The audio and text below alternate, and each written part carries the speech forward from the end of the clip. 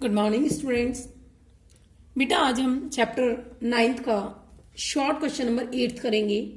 देखिए 8th question में आपसे क्या कहा गया है कि calculate the amount of sundry expenses which is shown in income and expenditure account and balance sheet. तो हमें किससे रिलेटेड? Sundry expenses. तो सबसे पहले क्या लिखेंगे? Calculation of sundry expenses amount shown in income and expenditure account। कह रहा है amount paid during the year, amount paid during the year. वर्ष के दौरान हमने अमाउंट पे की। कितनी पे करी? 5000। अब आपको पता है अमाउंट पे करना यानी पैसा आना और जाना, यानी ये किससे रिलेटेड इन्फॉर्मेशन हुई? रिसीप्ट एंड पेमेंट से। और अब हम रिसीप्ट एंड पेमेंट से इनकम एंड एक्सपेंडिचर के क्या लगा देंगे? रूल। तो आपको रूल सारे पता है। Opening outstanding minus closing outstanding plus opening advance plus closing advance minus. तो एड एडवांस ऑन, ये ओपनिंग एडवांस है, हम क्या करेंगे? प्लस। और क्लोजिंग आउटस्टैंडिंग हम क्या करेंगे? प्लस। तो outstanding expenses on 31 March 2017, sorry closing बकाया कितना था? 400 रुपये। ये तो हमने क्या कर दिया? ऐड। अब बात करते हैं लेस की। तो एक तो ओपनिंग आउटस्टैंडिंग, आउटस्टैंडिंग ऑन 1/4/16 को कितनी थी? 500 रुपये। और एडवांस ऑन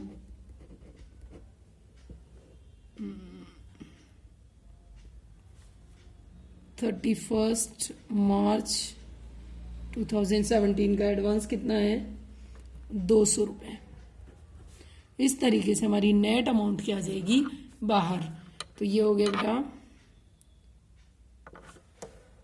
5500 में से 700 गए तो 4800।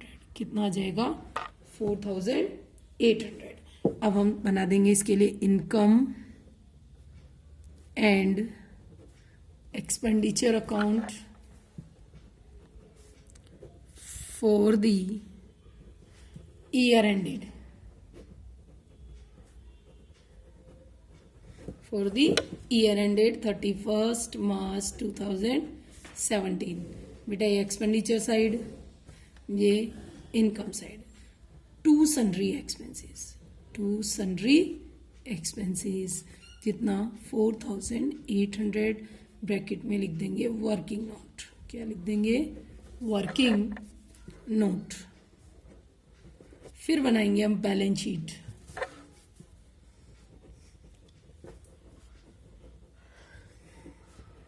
एज ऑन 31 मार्च 2017, ये लाइबिलिटी साइड और ये एसेट साइड। आप सब जानते हो बेटा आउटस्टैंडिंग एक्सपेंसेस, बकाया आउटस्टैंडिंग एक्सपेंसेस तो हम किस में लिख देंगे? लाइबिलिटीज में। और प्रीपेड सन्ड्री एक्सपेंसेस कितने हैं? 200 रुपये। वो हम कहाँ लिख देंगे? एसेट साइड में। इस तरीके से हम इसे क्या करेंगे? शो करेंगे। Next question number 9, last question number 9। अब देखिए 9th क्वेश्चन करने से पहले आप समझिए जो मैं बात बोलने जा रही हूँ। नया पॉइंट ये है कि आज तक आपने अभी जितने भी क्वेश्चंस किए उसमें आपने देखा कि जो रेवेन्यू नेचर की इनकम या एक्सपेंसेस होते थे उन्हें हम इनकम एंड एक्सपेंडिचर अकाउंट में दिखाते थे, और जो कैपिटल नेचर के इनकम एक्सपेंसेस जाते थे वो हमारे किसके पार्ट होते थे? बैलेंस शीट में हम उसे एडजस्ट किया करते थे। लेकिन अगर किसी रेवेन्यू नेचर के एक्सपेंसेस के लिए अगर फंड बना हुआ हो, एक बार फिर से सुनिएगा, अगर किसी रेवेन्यू नेचर के एक्सपेंसेस के लिए फंड बना हुआ हो तो फिर वह एक्सपेंसेस भी बैलेंस शीट में ही जाएगा। केवल एक कंडीशन में ये इनकम एंड एक्सपेंडिचर में जा सकता है कि जब फंड तो कम हो और एक्सपेंसेस ज्यादा हो। अदरवाइज अगर हमने फंड बना रखा है तो फंड से रिलेटेड इनकम फंड में प्लस हो जाएगी और फंड से रिलेटेड एक्सपेंसेस उस फंड में से क्या हो जाएंगे, माइनस हो जाएंगे, और बैलेंस अमाउंट हम किस में शो कर देंगे, बैलेंस शीट में, ना कि इनकम एंड एक्सपेंडिचर में। इनकम एंड एक्सपेंडिचर की कंडीशन में फंड हो तो हम इनकम एंड एक्सपेंडिचर में तभी लिख सकते हैं जबकि फंड का बैलेंस माइनस में हो। कैसे, ध्यान दीजिए, देखिए इसमें स्पोर्ट्स फंड बना हुआ है। अब जब हमारे पास अगर फंड बना हुआ है तो हम इन सब चीजों को कहां शो करेंगे बच्चों, बैलेंस शीट में। कहां शो करेंगे, बैलेंस शीट में। कैसे शो करेंगे देखिएगा, तो बैलेंस शीट एज ऑन 31 मार्च 2017। बहुत अच्छे से समझिएगा, कोई भी दिक्कत हो बच्चे मुझसे पूछ सकते हो आप लोग। सबसे पहले क्या लिखेंगे, स्पोर्ट्स फंड है, स्पोर्ट्स फंड। देखिए स्पोर्ट्स फंड में हमारे पास शुरू में पैसा कितना है, 1 लाख। मैंने कहा था अगर कोई भी फंड हो तो फंड से रिलेटेड इनकम फंड में जुड़ जाएगी और फंड से रिलेटेड एक्सपेंसेस इसमें से क्या हो जाएंगे, माइनस। उसके बाद इन्वेस्टमेंट, आप सब जानते हो इन्वेस्टमेंट तो इधर आएगा, तो 10% sports fund investment. Sports fund investment कितना है हमारा, 1 लाख। क्लियर। अब इसमें कह रहा है डोनेशन मिला, तो आपसे मैंने कहा था इनकम इसी में जुड़ेगी, एड डोनेशन फॉर स्पोर्ट्स। केवल स्पोर्ट्स के इनकम और स्पोर्ट्स के इनकम एक्सपेंसेस लिखेंगे। कितने हो गए बेटा, 25,000। उसके अलावा इंटरेस्ट, वो भी तो इनकम है, interest on sports fund investment, बेटा कितना मिला, 10,000।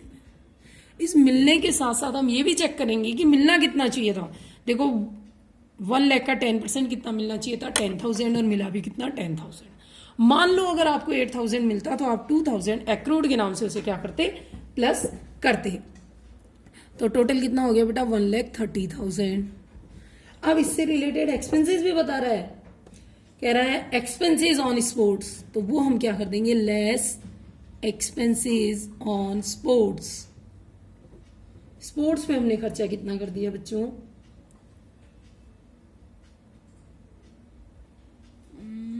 35 है, सॉरी 40,000। आप इसे माइनस करेंगे तो फंड में कितना पैसा आ जाएगा बेटा, 95,000। इस तरीके से बेटा फंड से रिलेटेड क्वेश्चन होते हैं। बार फिर से सुन लीजिए, अगर किसी भी एक्सपेंसेस के लिए फंड बना हुआ है तो वो फंड बैलेंस शीट की लायबिलिटी साइड में आएगा, फंड से रिलेटेड इनकम फंड में ऐड हो जाएगी, फंड से रिलेटेड एक्सपेंसेस इस फंड में से क्या हो जाएंगे, माइनस, और नेट अमाउंट आएगी बाहर। लेकिन अगर यही नेट अमाउंट माइनस में आ जाए तो फिर वो बैलेंस शीट में नहीं शो होगा, वो माइनस वाली अमाउंट जाएगी इनकम एंड एक्सपेंडिचर के एक्सपेंसेस साइड में। इस तरीके से हम इस क्वेश्चन को करेंगे। देखिए सेम क्वेश्चन एक और देखिए, क्वेश्चन नंबर 10।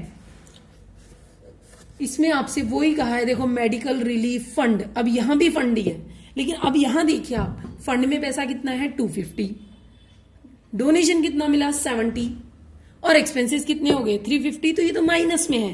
तो अब ध्यान रखना कैसे लिखेंगे। अब आप देखिए, सबसे पहले opening balance of medical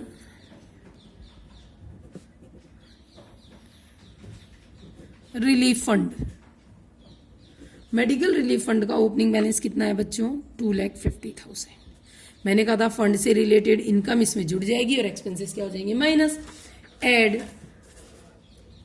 donation received for medical कितना मिला 70,000। तो आप मुझे बताइए टोटल कितने हो गए 3,20,000। इसमें से लेस क्या कर देते हैं expenses on medical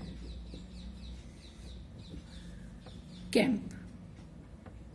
medical camp पे हमने खर्चा कर दिया 350 का, 320 में से 350 जाते हैं तो माइनस का 30 आता है। और मैंने पहले कहा था जैसे ही फंड का पैसा माइनस में आ जाए वो फंड कभी भी बैलेंस शीट में नहीं जाएगा, वो कहाँ जाएगा इनकम एंड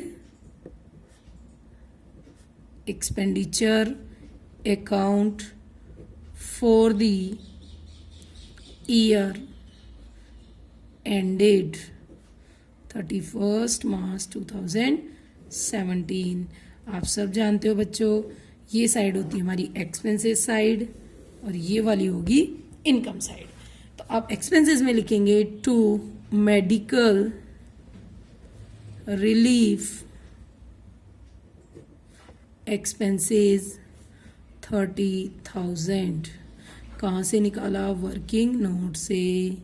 इस तरीके से हम इसे शो करते हैं, ये कहलाते हैं बेटा फंड रिलेटेड क्वेश्चंस। तो आई थिंक आपको फंड रिलेटेड क्वेश्चन समझ में आ गए होंगे। फिर भी कोई प्रॉब्लम हो तो बच्चे आप लोग मुझसे पूछ सकते हो।